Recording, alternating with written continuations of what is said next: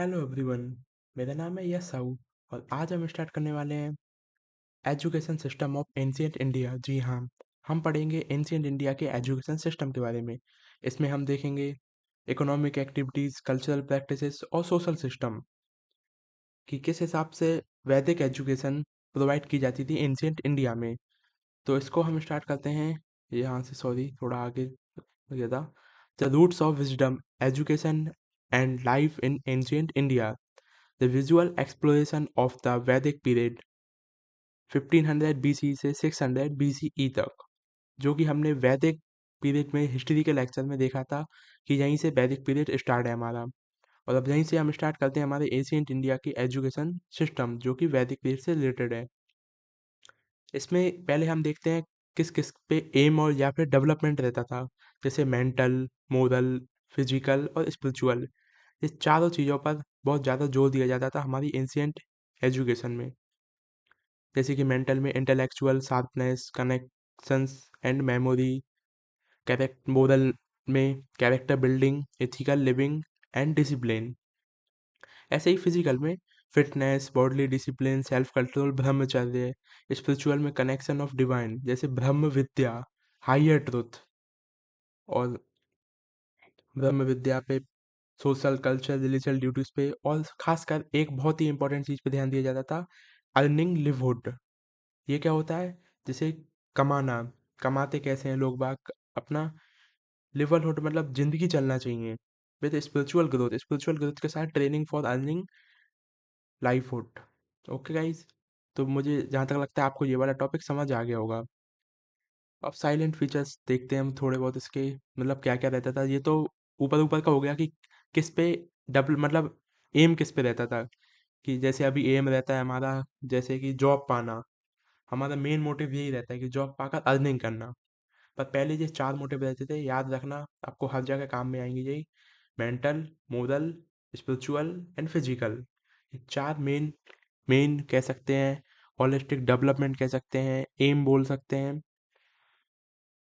Sorry. तो चलिए अब आगे देखते हैं द गुरुकुल इकोसिस्टम। हम गुरुकुल का इकोसिस्टम समझेंगे। इसमें किस हिसाब से द गुरुकुल में गुरु शिष्य रिलेशन कैसा रहता था। सेंटर ऑफ द सिस्टम, जो गुरु रहता था वो सेंटर ऑफ द सिस्टम रहता था। गुरु द मोरल गाइड, गुरु जो रहता था एक वो मोरल गाइड भी रहता था। और शिष्य ओबरमैन, डिवोटी और sir self oriented, service oriented भी हो सकता है, सेल्फ ओरिएंटेड भी हो सकता है। मतलब कि शिष्य अपने आप को अर्पण कर देता था गुरु को। और फीस नहीं रहती थी गाइस। जी हाँ, फ्री एजुकेशन रहती थी गुरुकुल्स में। नो ट्यूशन फीस रहती थी। Boarding student live with the teacher, student teachers के साथ रहते थे। Payment with discipline and service, जो पेन की पेमेंट रहती थी वो डिसिप्लिन और सर्विस रहती थी। जैसे जंगल से लकड़ियाँ ले आए, फल ले आए, यही सर्विस रहती थी। और बाद में एक गुरु दीक्षा का भी चलता था, जैसे कि शिष्य की शिक्षा पूरी हो गई है तो वो गुरु दक्षिणा के रूप में जो गुरु मांगते थे वो देना पड़ता था। ऐसा भी रहता था। एलिजिबिलिटी देख लेते हैं। जैसे अभी एलिजिबिलिटी रहती है कि 12th पास, कॉलेज पास। पहले क्या रहती थी? ब्राह्मण, क्षत्रिय होना चाहिए। वैश्य और शूद्र इंक्लूड नहीं थे, ऑल्दो वुमेन भी इंक्लूड नहीं थी। ब्राह्मण और क्षत्रिय होना अनिवार्य था। तो मीडियम ऑफ इंस्ट्रक्शन भी है इसमें, लिख लेना आप। मीडियम ऑफ इंस्ट्रक्शंस क्या है? संस्कृत। मीडियम ऑफ इंस्ट्रक्शन है संस्कृत। आप एक बार इसको पढ़ लीजिएगा। अब हम और आगे देखते हैं the method of oral tradition. Guys उस टाइम पे बोलकर शिक्षा दी जाती थी, मतलब हैंड रिटन कुछ नहीं होता था, सिर्फ गुरु के पास ही थोड़ी बहुत श्रुति और स्मृति टाइप की कुछ चीज़ होती थी। पर मेमोराइज बेस्ड सिस्टम रहता था। मतलब जैसे बोल के ही याद रखना, गुरु के उसके उनके गुरु ने कराया, अब इनने इनके शिष्यों को कराया, इनके शिष्यों में से कोई गुरु बनेगा, वो किसी और को कराएगा। इस टाइप से चलता था। कैसे चलता था? पहला वाला देख लेते हैं हम। ये देखिए, आपको अगर मेरा एरो दिख रहा हो तो इसको बोलते हैं श्रवण। श्रवण मतलब सुनना। Listen to the oral word of the guru, guru के मौखिक वचनों को सुनना। फिर रहता है मनन। एक मिनट गाइस। फिर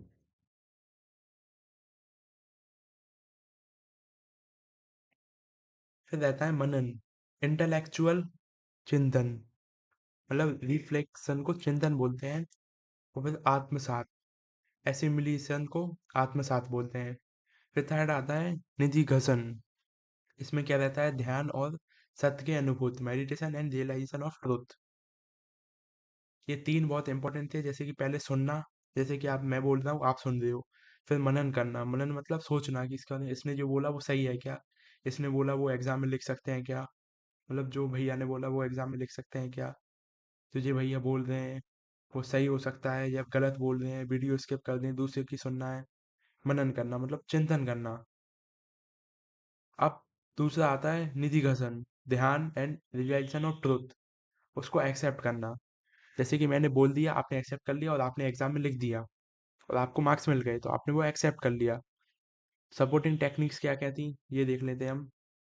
जैसे श्रुति और स्मृति, जो कि ये श्रुति और स्मृति थी, ये मेमोराइजेशन एंड रिपीटेशन, मतलब जैसे मैंने आपको डेफिनेशन बता दी, अब आप उसको रट रहे हो, मतलब रट नहीं रहे हो, मेमोराइज कर रहे हो बार बार, तो उसको ही श्रुति और स्मृति बोला जाता था। अब देखते हैं अनुष्ठान। अनुष्ठान कराते थे जे, अनुष्ठान मतलब सिखाना, और मतलब अनुष्ठान करके सिखाना, मतलब क्या कहते हैं अभी, वो साइंस प्रैक्टिकल कराते हैं ना, प्रैक्टिकल, प्रैक्टिकल वगैरह कराते हैं, और फील्ड प्रोजेक्ट्स कराते हैं, प्रैक्टिकल फील्ड प्रोजेक्ट्स, उनको ही अनुष्ठान बोलते थे पहले। Learning with doing practice. Medium क्या था, मीडियम था संस्कृत, जो कि मैंने आपको पहले ही बता दिया था, मीडियम संस्कृत था। अब हम देखते हैं आगे, curriculum of science and script, the scared, मतलब पवित्र चीज़ें क्या थी, द स्केर्ड पवित्र चीज़ें क्या थी, फोर वेदास थे। जो वेदास थे वो पढ़ाए जाते थे लोगों को। फोर वेदास के नाम जरूर याद कर लेना आप, ऋग साम यजुर अथर्व, इसमें शॉर्ट फॉर्म में लिखा है, आप देखना। ऋग्वेद, पहले वेदास देखना, ऋग्वेद, सामवेद, यजुर्वेद, अथर्ववेद। ये चार बहुत इंपॉर्टेंट वेदास हैं, एक बार मेरे साथ बोलिए। ऋग्वेद, सामवेद, यजुर्वेद, अथर्ववेद, ये चारों वेद लाइन से याद करे जाते हैं। फिर वेदांग, वेदांत, वेदांश बोलते हैं, वेदांत बोलते हैं। इसमें क्या आता है, शिक्षा, पहले आती है शिक्षा, बोलते शिक्षा भी बोल सकते हैं और शिक्षा भी बोल सकते हैं। ये क्या कहते थे, फोनोटिक्स, फोनोटिक्स मतलब मैंने आपको इंग्लिश ग्रामर में पढ़ाया है। दोस्तों, आप जितना भी, मैं आपको एक ट्रुथ बता दूं, कि आप जितना भी पढ़ते जाओगे और जितना भी समझते जाओगे, वो सब जाके कनेक्ट होते जाएगा। वो सब कहीं ना कहीं कनेक्ट होगा आपस में, अगर आप पूरी सच्चाई से पढ़ रहे हो तो। आप जिंदगी में पूरे मन लगा के पढ़ रहे हो, तो आपकी हर चीज कनेक्ट होगी कहीं ना कहीं से, कैसे ना कैसे। हर चीज, पढ़ाई की चीज कनेक्ट है आपस में, देख लेना आप। जैसे जहाँ शिक्षा और फोनोटिक्स आ गए, अब जहाँ व्याकरण आ गई। दोस्तों ये हिंदी ट्रांसलेशन इसलिए है क्योंकि हम एंशियंट इंडियन पढ़ रहे हैं, व्याकरण को इंग्लिश में लिखा गया है, व्याकरण मतलब ग्रामर। अब जी आ जाते हैं हमारे निरू निरुक्तक, निरुक्तक बोलते हैं हम इटियोमोलॉजी। इटियोमोलॉजी आप गूगल पे सर्च करना क्या होती है, आपको वहां से अच्छे से एक्सप्लेन होगा, मैं समझाऊंगा तो थोड़ा कम एक्सप्लेन हो जाएगा। आप जाते हैं ज्योतिष, खगोल विज्ञान, एस्ट्रोनॉमी, कल्प, अनुष्ठान, रिचुअल्स, कल्प हाँ बोलते थे इसको, अनुष्ठान और रिचुअल्स को। जैसे वेद करा, मतलब यज्ञ करा रहे हैं, भंडारा करा रहे हैं, ठीक है, रिचुअल्स करा रहे हैं, पूजा पाठ करके भंडारा करा रहे हैं, सीधी बात, हटाओ। अब हम देखते हैं इसके में क्या क्या सब्जेक्ट्स पढ़ाते थे। धर्मनिरपेक्ष और व्यावकरण, प्रैक्टिकल्स क्या क्या रहते थे, साइंस के रहते थे, जैसे साइंस पढ़ाते थे, मैथमेटिक्स, मेडिसिन पढ़ाते थे। आर्ट्स में म्यूजिक, तीरंदाजी, जैसे इसको आर्करी बोलते हैं, हम इसको बोलते हैं तीरंदाजी, आर्की मतलब तीरंदाजी। और वॉरफेयर, वॉरफेयर मतलब युद्ध कला, युद्ध कला बोलते हैं हम इसको, वॉरफेयर को। और एग्रीकल्चर, कृषि। लिटरेचर में क्या क्या पढ़ाते थे, रामायण, महाभारत और पुराणास। पुराणास में हमारी पुरानी पुस्तकें आ जाती हैं और ये वेदास आ जाते हैं। तो आई थिंक आप सबको समझ में आ गया होगा, मुझे लगता है। हमने अभी अभी क्या पढ़ा, हम ऊपर एक बार रिवाइज करके आते हैं। हमने मेथड्स पढ़ी, मतलब कैसे पढ़ते हैं, श्रवण करते हैं, मनन निधियन। फिर हमने इसके पहले हमने एम्स देखे थे। एम के पहले हमने इंट्रोडक्शन देखा था। इसके बाद हम देखते हैं अब मेरिट एंड डीमेरिट्स। मतलब मेरिट्स भी बोल सकते हैं, लिमिटेशंस भी बोल सकते हैं, उनको डीमेरिट्स भी बोल सकते हैं। इससे पहले जो कि मैंने आपको बता ही दिया है, गुरु शिष्य का रिलेशन बहुत अच्छा रहता था। मेरिट देखते हैं, कैरेक्टर बिल्डिंग। मेरिट्स पहले हम मेरिट्स की बात करेंगे, फिर हम लिमिटेशंस की बात करेंगे। अब तो गला खराब हो रहा है आज, पता नहीं कैसे।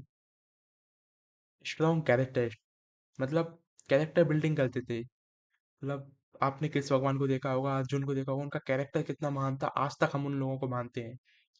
तो ये थी पावर एंशियंट इंडिया की, कि बहुत ही अच्छे तरीके से कैरेक्टर बिल्डिंग, स्ट्रॉन्ग कैरेक्टर बनाया जाता था। आप एग्जाम्पल ले सकते हो अर्जुन, ठीक है। दूसरा रहते थे स्ट्रेस और मोरल स्पिरिचुअल डेवलपमेंट। स्पिरिचुअल और मोरल डेवलपमेंट होता था, ये तो सबको ही पता है। और प्रिजर्वेशन ऑफ कल्चर, कल्चर को प्रिजर्व करना सिखाते थे कि हमको कल्चर को कैसे बचाना है, कैसे सबको साथ में रखना है, मतलब किसी को अलग नहीं छोड़ना है, हमारी लिटरेचर को बचाना है। आज के टाइम में दोस्तों ऐसे हिंदी लिटरेचर खतरे में है, उसको हमें बचाना होगा। संस्कृत लिटरेचर तो एक्सपेंड सा होता जा रहा है, उसको भी हम, हमारी जिम्मेदारी बनती है कि हम संस्कृत लिटरेचर को बचाएं। तो अगर आपका सपोर्ट रहा गाइस, तो हम संस्कृत भी पढ़ाएंगे इसी चैनल पर फ्यूचर में। हालांकि इतनी आती नहीं है, सीखनी पड़ेगी, पर सीख लेंगे। अब हम देखते हैं लिमिटेशंस। लिमिटेशंस क्या थी? Restricted access of Shudras and womens, मतलब वुमेन एंड शूद्रास अलाउड नहीं थे। किस किस को अलाउड थी? आप एक बार कमेंट कर दीजिएगा गाइस, किस किस को अलाउड था। एंशियंट एजुकेशन में मैंने आपको पहले बताया था। अब over emphasis on rote memorisation, मतलब अत्यधिक जोर डालना, मतलब ज़्यादा जोर डालना मेमोराइज करने पे, कि हमने ये पढ़ाया था कल, पूरी रामायण रटा दी बच्चों को, महाभारत रटा दी। उसके बाद उन पे जोर डालना कि बताओ बताओ ये क्या होगा, मतलब माइंड पे थोड़ा प्रेशर आता होगा, ऐसा लगता है, जिसने भी पहले के टाइम के लोगों। पर मुझे नहीं लगता गाइस, हिस्ट्री में लिखा है, पर मुझे नहीं लगता, क्योंकि पहले के लोग का थोड़ी हवा अच्छी, ऑक्सीजन अच्छी जाती थी अंदर, तो अच्छा दिमाग था उनका। ठीक है guys, okay. Lack of practical education mass, ये भी था कि शिक्षा पे थोड़े प्रैक्टिकल बेसिस कम थे उस टाइम पे।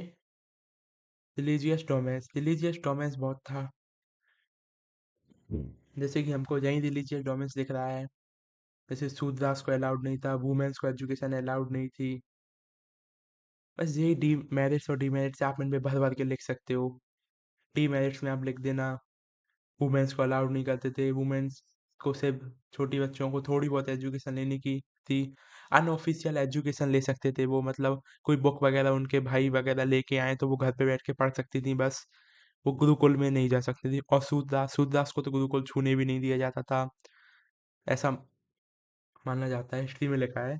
और ये देख सकते हैं हम, मेरिट्स में लिख सकते हैं कि स्पिरिचुअल लर्निंग होती थी, प्रिजर्वेशन कराते थे कल्चर को, लिटरेचर को प्रिजर्व कराते थे। ऐसी बहुत सी बातें हैं जो कि हम लिख सकते हैं, इसमें कोई बड़ी बात नहीं है। अब हम देखते हैं वर्ण सिस्टम। अभी हमने वर्ण सिस्टम की बात करी कि सूददास को अलाउड नहीं था, तो हम पहले एक बार वर्ण सिस्टम देखते हैं किस हिसाब से था। पहले ब्राह्मण को रखा गया था सबसे ऊपर, priest and scholar the head. जो प्रीस्ट और स्कॉलर्स थे वो हेड थे, मतलब पुरोहित और जो विद्वान लोग थे उनको हेड बनाया गया था, उनको बोलते थे ब्राह्मण। दोस्तों कास्ट नहीं चलती थी, ये ध्यान रखना, कास्ट अभी चलती है, पहले चलता था वर्ण सिस्टम। जो पढ़ गया वो प्रीस्ट और स्कॉलर बन गया, जो उसको लड़ना आता है वो वॉरियर रूलर और क्षत्रिय में आ गया, द आर्म, मतलब शस्त्र वाले एरिया में आ गया। और जिसको व्यापार आता है वो वैश्य में आ गया, और शूद्र जिसको कुछ नहीं आता, मतलब जो सिर्फ दूसरों को सर्व करते हैं, वो शूद्र में आ गए। ये ध्यान रखना, जन्मजात नहीं होता था पहले, अभी होने लगा है, धीरे धीरे चेंज हो जाता है अब। जन्म से ही लोग क्षत्रिय वैश्य होते थे, पर अभी इतना वो नहीं है, हम इंडिपेंडेंट हैं, टेंशन मत लीजिए। इसको एक बार और आप पढ़ लीजिए, जैसे कि ब्राह्मण, पुरोहित, priest, scholar, Kshatriya, warrior and ruler, मतलब युद्ध और जो शासक रहते थे।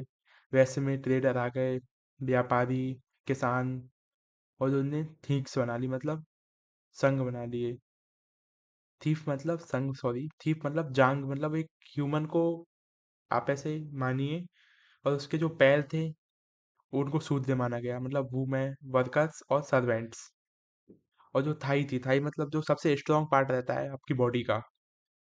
थाई दोस्तों आपकी बॉडी का सबसे स्ट्रांग पार्ट है, जो कि पूरी बॉडी को संभाल के रखता है, उनको बोलते हैं वैश्य। वैश्य मतलब ट्रेडर एंड फार्मर्स, जो कि पूरी बॉडी को फीड करते थे और संभालते थे, क्योंकि इनके बिना पूरा ये स्ट्रक्चर डाउन हो जाएगा। और क्षत्रिय जो वॉरियर एंड रूलर्स थे, जो राजा महाराजा लोग थे और जो योद्धा थे, उनको क्षत्रिय। और ब्राह्मण्स जो पुरोहित और विद्वान लोग थे, मतलब साइंटिस्ट मान सकते हैं। अब हम देखते हैं, एक नोट है यहाँ पे, इंटेलेक्चुअल ऑक्यूपेशन बेस्ड सिस्टम। प्रारंभ से ही व्यवसाय आधारित यह व्यवस्था बाद में कठोर। आप समझ रहे हैं भाई? मतलब पहले ये ऑक्यूपेशन बेस्ड था, मतलब जो जैसा काम कर रहा है उस हिसाब से है। बाद में ये कठिन हो गया। अब ये वंश अनुपात हो गया, मतलब हेरिडिटी हो गया, और कास्ट बेस्ड हो गया, जो मैंने आपको अभी थोड़ी देर पहले एक्सप्लेन किया कि ये कास्ट बेस्ड सिस्टम हो गया है। पहले नहीं था ऐसा। पहला बहुत ही सोच समझ के सिस्टम बनाया गया था, मतलब जो जैसा काम कर रहा है उसको उस कैटेगरी में डाल दिया जाता था। पर अब ये कास्ट बेस्ड और हेरिडिटी वाला हो गया है, वंश अनुपात। तो इसमें थोड़ी दिक्कत है, इसको सही करने की ज़रूरत है, और इसको सही कर सकते हैं हम जैसे लोग। हम जैसे लोग मतलब जो अभी हम स्टूडेंट्स हैं, इसको हमको कम करना है। जाति के नाम पे भेदभाव नहीं करना है। हम ही इस देश को बदल सकते हैं और दुनिया भी बदल सकते हैं गाइस। तो चलिए मेरे साथ नेक्स्ट पेज पढ़ते हैं, दुनिया बाद में बदलेंगे। अब हम देखते हैं इकोनॉमी सिस्टम, एग्रीकल्चर और पेस्टोरिज्म। फेज वन में हम देखते हैं कि इसमें, सॉरी गाइस, फेज वन में हम देखते हैं पेस्टोरिज्म। पेस्टोरिज्म क्या होता है? जो गाय वगैरह चराते हैं, मतलब काऊ पालते हैं, भैंस पालते हैं, उनको कैटल रियरिंग और premium wealth. Cow considered as domestication horses called sheeps. मतलब जो काऊ रहती थी, वो जिसके पास ज्यादा काऊ रहती थी उसको ज्यादा अमीर माना जाता था। ऐसा पहले मैंने आपको स्ट्रीम में भी बताया, मेरे प्रीवियस लेक्चर थोड़े लॉन्ग हो गए हैं, प्रीवियस लेक्चर, इसलिए मैं माफी मांगता हूँ। इस लेक्चर को हम छोटा रखने की पूरी कोशिश कर रहे हैं। 15 मिनट से ऊपर नहीं होगा ये लेक्चर, टेंशन मत लीजिए। एग्रीकल्चर लिख लेते हैं, become a main occupation. Crop, rice, wheat, barley, cotton उगाते थे। टेक्निक क्या रहती थी? आयरन टूल्स आ गए थे, इरिगेशन हो रहा था। तो इस वाले टॉपिक को हम यहीं खत्म करते हैं, ये आपने हिस्ट्री में भी पढ़ा हुआ है। अब हम देखते हैं इंडस्ट्री एंड क्राफ्ट, इसको भी जल्दी देखते हैं। इसमें क्या था? धातु विज्ञान, मेटियोलॉजी, मतलब आयरन, कॉपर और गोल्ड से रिलेटेड क्राफ्ट होता था। आयरन, कॉपर और गोल्ड का।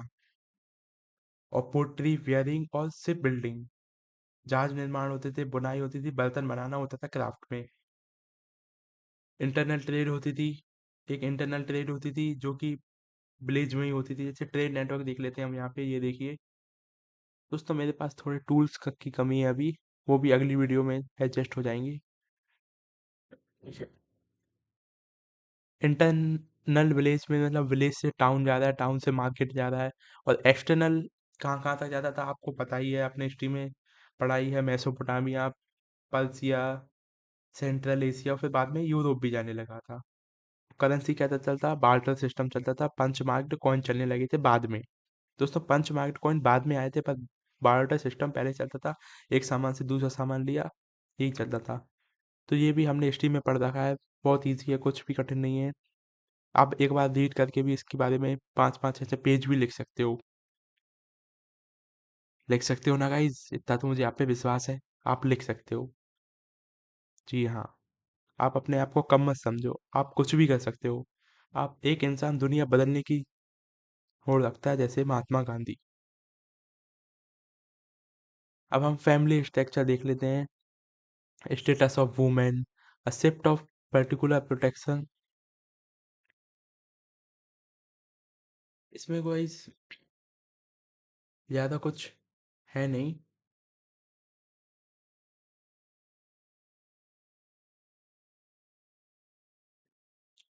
इसमें फैमिली स्ट्रक्चर ही दिखाया गया है कि किस हिसाब से। इसी एक मिनट क्या हो गया कि अर्ली वैदिक पीरियड में और वैदिक पीरियड में वुमेन्स का क्या क्या स्ट्रक्चर रहता था, मैं इसको हाथ में ले लेता हूँ। जैसे women enjoyed freedom education. Notable scholars जैसे गौरी और मिथिरियाई पार्टिसिपेंट्स और असेंबलीज अटेंड कर सकती थी वुमेन्स। अर्ली वैदिक पीरियड और लेटर वैदिक पीरियड में आयरन की खोज होने के बाद 1000 BCE में स्टेटस टेक्लाइन हो गया, लिमिटेशंस हाउस होल्ड तक ही रह गई, राइज ऑफ चाइल्ड मैरिज बढ़ गया है। ये सब मैंने आपको हिस्ट्री में पढ़ा रखा और एक बार आप यहाँ भी देख लीजिएगा। अब हम देखते हैं कल्चरल एंड फिलोसफी प्रैक्टिसेस। इसमें क्या रहता था, ancient India developed a rich culture heritage based on Vedic, Buddhist and Jain tradition. क्या क्या रहते थे इसमें, जैसे वैदिक रिचुअल्स, योजन्स, worship of natural forces, Upanishad philosophies. एक बार मैं आपको यहाँ से बता देता हूँ, ये देखिए। रिलीजियस फिलोसफीज में क्या क्या रहता था, ट्रांजिशन, रिचुअल्स, योजन्स, उपनिषद फिलोसफीज की कॉन्सेप्ट ऑफ ब्राह्मण आत्म मोक्ष, मतलब ब्राह्मण को आत्म मोक्ष चाहिए, आत्म मोक्ष के प्रति ये जा रही थी हमारी philosophy. New path of rise Buddhism and Jainism, मतलब नॉन वायलेंस वाले भी पाथ। हम आगे इनको भी पढ़ेंगे, जैनिज्म और बुद्धिज्म की एजुकेशन को भी पढ़ेंगे हम। अब हम देख लेते हैं art and literature. Vedas, epic, Tripitakas और अर्थशास्त्र। आर्ट्स में Nritya Shastra, music and dance, architecture में स्तूपास, स्टोन पिलर्स, जैसे अशोका पिलर, इंस्क्रिप्शन। ये सब कनेक्ट हो जाएगा इस हिस्ट्री से, बस हमको एक बार रिवाइज करना है यहाँ पे इसको। ये सब हमने देख लिया। लिटरेचर में उपनिषद, एपिक। लिटरेचर में क्या क्या था, लिटरेचर में क्या क्या था गाइस। उपनिषद थे, रामायण महाभारत। बुद्धिस्ट टेक्स्ट में हम देखेंगे बाद में, जैन में भी देखेंगे हम। एजुकेशन में क्या क्या, एजुकेशन की वो क्या क्या थी, मतलब ब्रांचेस क्या क्या थी, जैसे नालंदा, तक्षशिला यूनिवर्सिटीज। क्या आप एग्जाम्पल लिख सकते हो इसमें। ये एजुकेशन वालों के लिए है गाइस, ये वाला लेक्चर, मतलब जो बीएड कर रहे हैं उनको काम में आएगा। बीएड के पार्ट में आप देख रहे हैं कि एजुकेशन के नाम से एक दिया गया है, उसके लिए ये इम्पोर्टेंट है। आप पढ़ सकते हो, आपका रिवीजन हो रहा है। जैसे संस्कृत एंड पाली लैंग्वेज का मेन मेन था। मैं गाइस आपके लिए एक सरप्राइज है वीडियो के एंड में, वीडियो के एंड तक बने रहिए, आपको एक बहुत अच्छा सरप्राइज दिया जाएगा। Four pillar of meaning of life. The goal of human existence. पहला क्या था, dharma, duty and righteousness. Artha, wealth and economic security. Moksha, liberation and salvation. Karma, deserve and fulfilment, balance of harmony. दुनिया में बैलेंस लाने के लिए चार ही बनाए गए थे, धर्म, अर्थ, मोक्ष, काम। इन चारों को ही बहुत ही ऊपर रखा जाता था हर चीज से। और धर्म मतलब ड्यूटी, ड्यूटी रहती थी। अर्थ मतलब वेल्थ, मतलब पैसा किसके पास कितना रह रहा है। और कर्मा मतलब डिजायर, कितना कर्म कर पा, डिजायर कर पा रहे हो। मोक्ष मतलब लिबराइजेशन। ये चार पाथ रहते थे, इनसे गुजर कर ही लोगों को मोक्ष मिलता था। बस दोस्तों, इससे एंड ही होने वाला है हमारा। ये है हमारा elevation of contemporary times, the human bond, कि किस हिसाब से हमको काम में आता है ये। एक बात,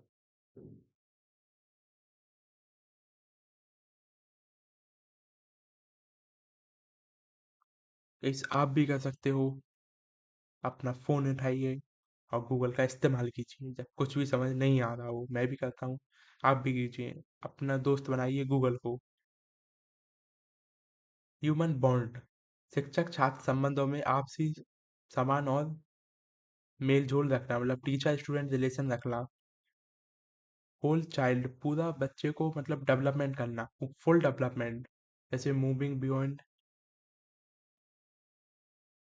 grades and to holistic development of physical, mental and spiritual, जो कि मैंने आपको पहले बता दिया। Value based education, inter integration ethics and moral values into a modern vocational training. Balance कैसे रखते थे?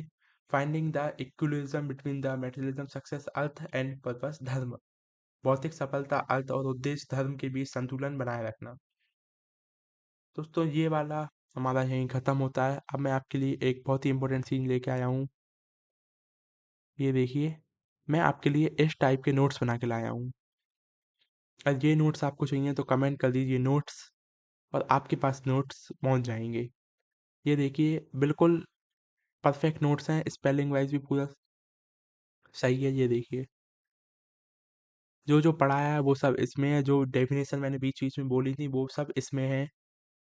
ये आप एक बार देख सकते हैं। इसमें पार्ट 2 भी है, ये भी मैंने आपको पढ़ा दिया है। ये देखिए, बिल्कुल सही तरीके से राइटिंग के हिसाब से आप क्लियर नोट्स लेके आए हैं। एक बार कमेंट कर दीजिएगा कि आपको नोट्स चाहिए, हम आपसे कनेक्ट कर लेंगे और आपको सारे नोट्स प्रोवाइड कर देंगे। इस वीडियो को हम यहीं एंड करते हैं।